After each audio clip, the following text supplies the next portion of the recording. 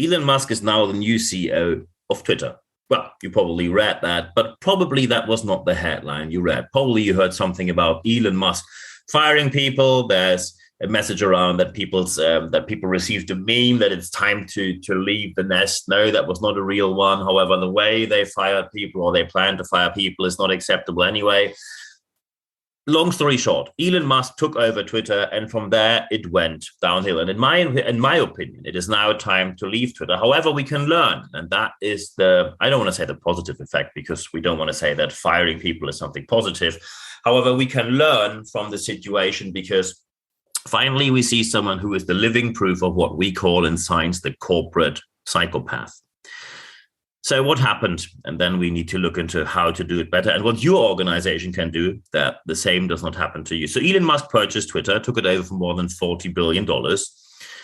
And pretty much straight afterwards, he said that there are going to be layoffs. That is not too surprising, because often when people take over, they have different ideas, and that always means roles change. And that often is accompanied by people being fired, laid off, put in different positions, or just leave the company because they say that is not their idea of how they want to work in the future.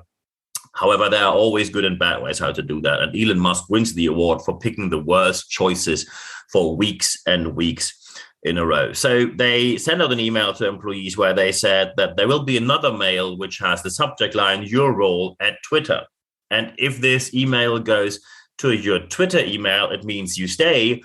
If it goes to your private email, it means you leave.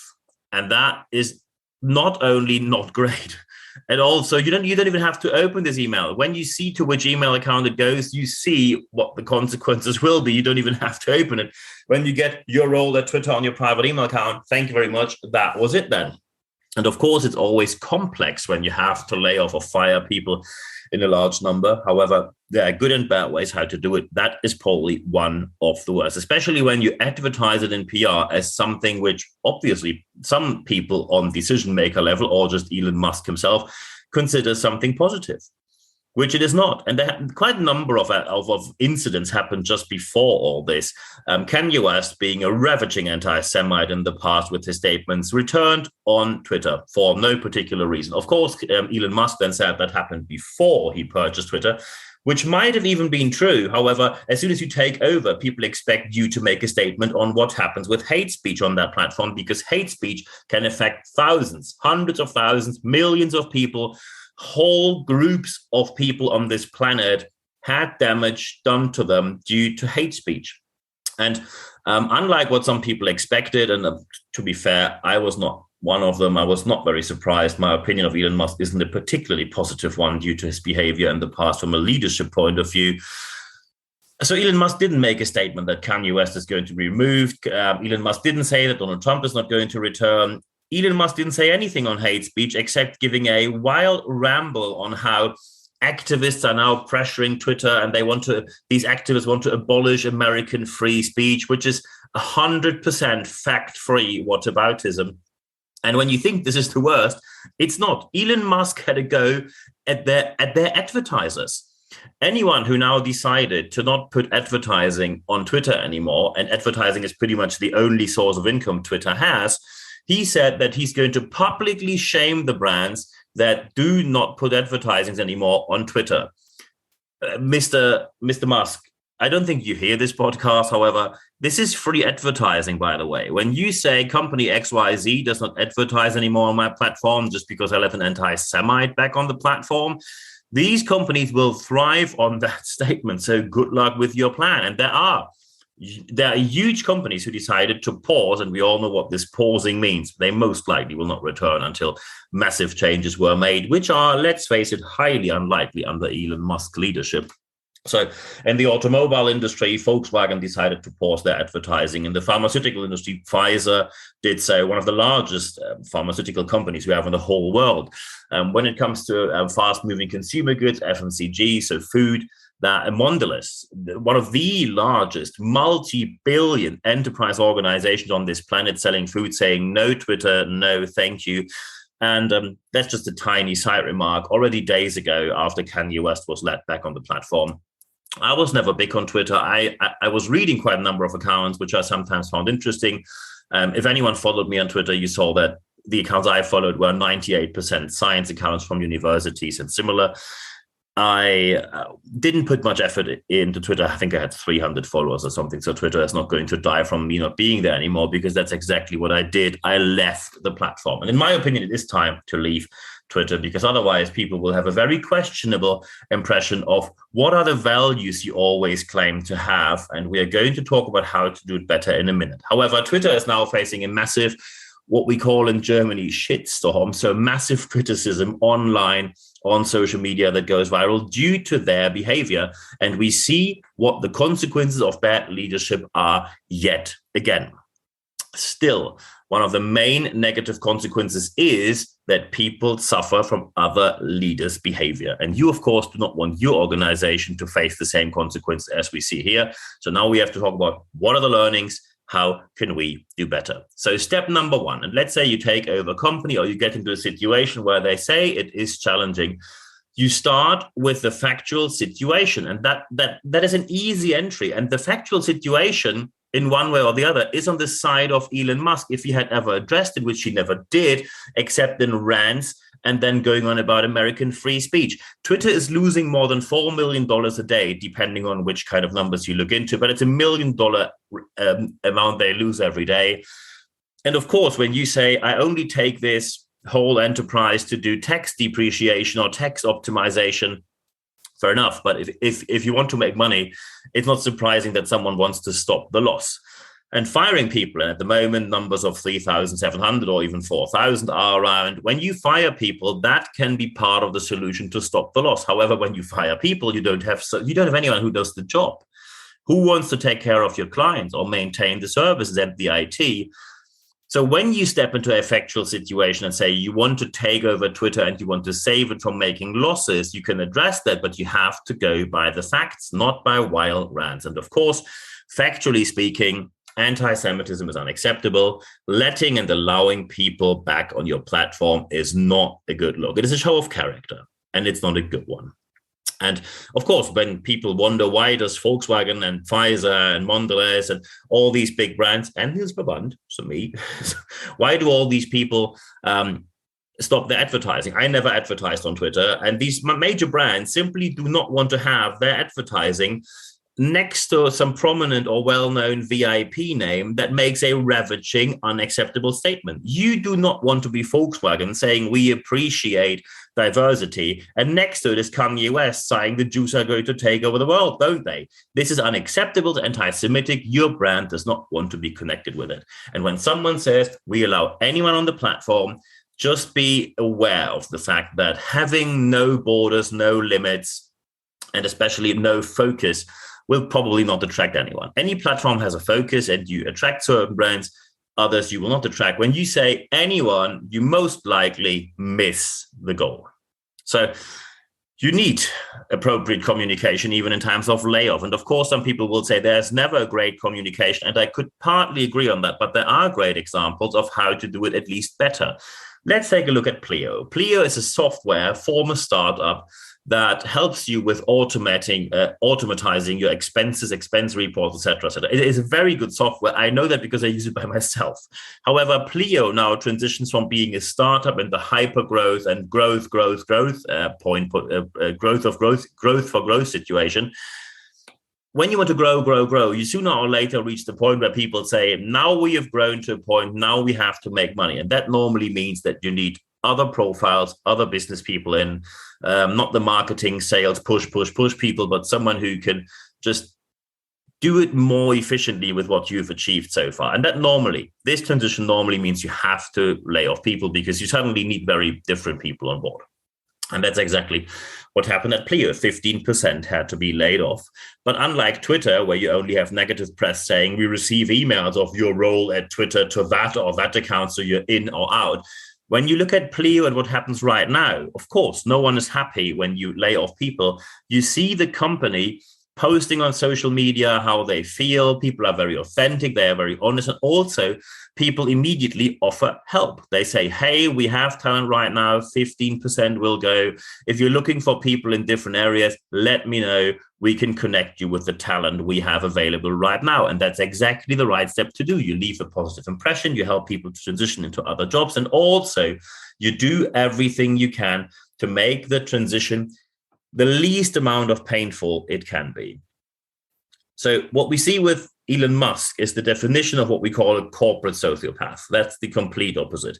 Corporate sociopath always has what we call the dark triad. That's from a scientific point of view, 3 main character traits that you see when you have a corporate psychopath. Number 1 is Machiavellianism. And Machiavellianism always means, it refers to the historic person Machiavelli. It always means you're manipulative, you have no emotions, and you're morally indifferent. And that is, of course, really bad. When you're manipulative, you're not working with facts. You just try to twist it one way or the other, depending on who's in front of you. When you have no emotions, you lack empathy, or you even lack empathic behavior. Even when you don't have empathetic behavior, you miss every single layer of the interpersonal connection. Being morally indifferent never was a wise choice, because morals, especially in today's consumer world, no matter if you do B2B or B2C business, play a major role. So first one off the dark triad is Machiavellianism, consisting of being manipulative, having no emotions, and being morally indifferent. Second one is subclinical narcissism, very self-focused, but it doesn't need to be treated, so it's not that toxic, still very bad for others around you. And the third one is subclinical psychopathy. So, I mean, when you are a subclinical psychopath, it means you are just not as much of a psychopath that they're taking you off the street, locking you up. How negative that is very obvious. So when this happens to your organization, that's the learning for us here. When we see this happening at a very early point in time, you must introduce countermeasures. It doesn't always mean that you have to lay off the person immediately. Offer them help, coaching, training, whatever it is. Often there's a way out of this. Behavior can change. However, changing a personality means a lot of effort, and you must be willing to do that. If you are not willing to do that, you have to lay off that person, and you have to lay off the person irresistible and not looking at the result. Because I way too often in consultancy or training sessions heard, well, we know it's a psychopath, but he's a very good supply chain manager, or this person is a very good salesperson. So we keep the person because we make a buck out of it. We make a quid from it. We make a euro, a yen, a dollar, whatever currency you have from it. If you make that decision, you very clearly show where you stand on values, and probably you should remove that from your website and marketing them. So it's very obvious that when you don't want to go down the route of offering help, and I recommend you to offer help, because many people want to change. If they don't want to, make them leave or fire them, lay them off, but always offer help first and then look at the consequences. But when you take the consequences, you can never say, we would like to fire you, but we're not going to do that because we make money off you. That is not okay. You have to focus on the subject matter. No whataboutism. I give you an example for the whataboutism. I was sitting in a meeting room. We were talking about a corporate psychopath. The whole round agreed, clear case of corporate psychopath. And that was not me talking. There was a psychologist, better to say there were 2 psychologists in the room who clearly said, by professional diagnosis, corporate psychopath. So what to do? And suddenly someone said, well, why are we talking about this manager right now? We have to redesign the whole supply chain process. That's important as well. Shouldn't we talk about that first? That is the whataboutism. You simply pull something out of thin air to distract from the main topic. And you just raise a topic that has nothing to do with the other, pretending it's more important. You have to focus on the subject matter, which means deal with the corporate psychopath or the corporate sociopath. Corporate psychopath. And don't say, but XYZ is also important. Yeah, we know professionals can deal with more than one problem at the same time. So we will deal with more than one problem at the same time. So what's next? Next afterwards is you have to make a very clear plan. How do you develop people on different levels for their future suitability for roles?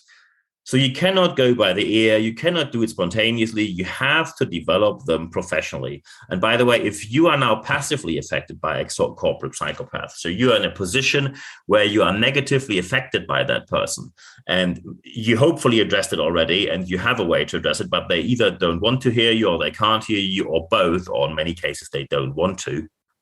Again, for the reasons I mentioned before, they make money off him, so they don't want to listen to you. If you are in that situation, leave the organization. And by the way, it's perfectly fine to leave negative reviews publicly on Kununu, Glassdoor.com, whatever platform works in your country. Leave your organization, because when you suffer from someone who's a corporate psychopath and you keep going because you think you should be hard and hard times are part of the equation, it's okay to have that, we just move on. When you do that, you throw yourself under the bus. First, your mental health will deteriorate quickly, and following that, your physical health will deteriorate quickly. Both together will put you in a situation where maybe for years you will not recover, or in worst case, you will not at all. Don't do that. So when you have situations where you suffer from them and no one's listening to you, exit the situation, because there is no way that just you on your own can change that person. And by the way, if you say, oh, we have an arrangement, so it means you gave the corporate psychopath something, normally meaning that you now put more pressure on other people who already suffered from them before, and that is complicity. And complicity is never an option. So look into your organization, determine, are there corporate psychopaths, sociopaths, or any kind of other leadership misconduct, and then step 3, immediately, as I said here, implement countermeasures, because Twitter is now the perfect example. Probably this will end up as a business case at Harvard Business School sooner or later. Twitter is now the perfect example of how one person at the top of the chain, at the very top, with their behavior, damages a whole company massively. And of course, we do not want that to happen. And of course, we do not want to harm human beings. So implement countermeasures, because it is always possible to do so. Of course, I published about this. When you go to expert.nb-networks.com, then you find a place where you can put your email address. Every Wednesday morning, you will receive one email. It's 100% content, ad-free guarantee. Only via this email, you get free access to absolutely everything that I published that week and in general. Very important, because you find my content in other places as well, but there they will charge for it. When you go via the email, it's always free of charge. If you now say, oh, I think we have someone like that in my organization, can we confidentially talk, Niels? Yes, we can. Just drop me an email, nb@nb-networks.com, and then we take it from there. Either send emails, or we just have a nice chat via the phone or Zoom or wherever you like. Doesn't cost you a penny. And of course, when you say, hey, we have something very specific, Niels, it's training, speaking, coaching, or we need a consultant, we have a mentoring project, interim management situation, or hey, we have an event, can you speak there or host it? Yes, I can, but we can also just go through your questions and take it from there. Feel free to contact me at any time. But the most important step now is to apply what you heard in this episode, because only when you apply what you just heard, you will see the positive change that you want to happen or see happen in your organization. I'm always happy to help. And at the end of this podcast, there's only one thing for me left to say. Thank you very much for your time.